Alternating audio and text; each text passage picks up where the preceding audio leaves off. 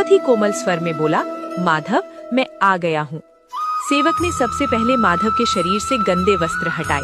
जिस दुर्गंध से गांव वाले घृणा कर रहे थे, उसी को प्रभु ने बिना किसी संकोच के अपने हाथों से छुआ।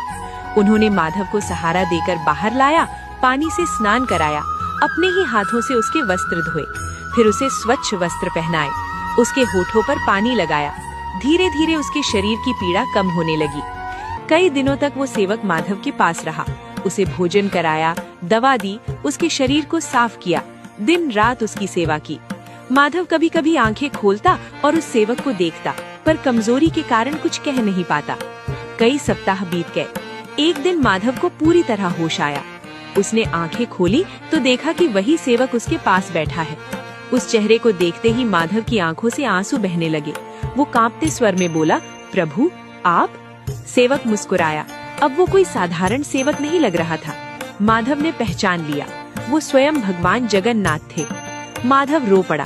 वो किसी तरह उठकर प्रभु के चरणों में गिरना चाहता था, पर प्रभु ने उसे थाम लिया। माधव बोला, प्रभु, आप सर्वशक्तिमान हो, आप चाहते तो मुझे एक क्षण में ठीक कर सकते थे, फिर आपने दास की तरह मेरी सेवा क्यों की? भगवान जगन्नाथ ने बड़े शांत और गंभीर स्वर में कहा, माधव, ये संसार कर्मों का बंधन है। प्रत्येक मनुष्य को अपने कर्मों का फल भोगना ही पड़ता है। अगर मैं तुम्हें बिना कर्म भोगे स्वस्थ कर देता तो तुम्हें ये कष्ट अगले जन्म में सहना पड़ता। अभी भी तुम्हारे कर्मों के अनुसार 15 दिनों का रोग शेष था। माधव चकित होकर सुन रहा था। भगवान आगे बोले, पर तुम मेरे सच्चे भक्त हो, तुम्हारी पीड़ा मुझसे देखी नहीं गई, इसलिए मैंने तुम्हारे उन 15 दिनों के रोग को स्वयं ग्रहण कर लिया। यह सुनते ही माधव स्तब्ध रह गया। उसकी आंखों से आंसू रुकने का नाम नहीं ले रहे थे।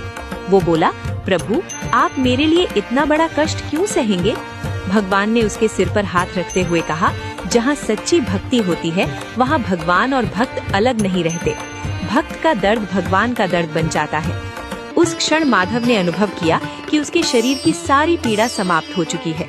वो पूरी तरह स्वस्थ था। भगवान मुस्कुराए और धीरे धीरे वो प्रकाश लुप्त हो गया। अगली सुबह गांव वालों ने जो देखा वो उनके लिए अविश्वसनीय था।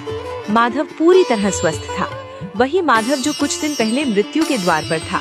लोग उससे पूछने लगे कि ये चमत्कार कैसे हुआ। माधव ने सबको भगवान जगन्नाथ की करुणा की कथा सुनाई।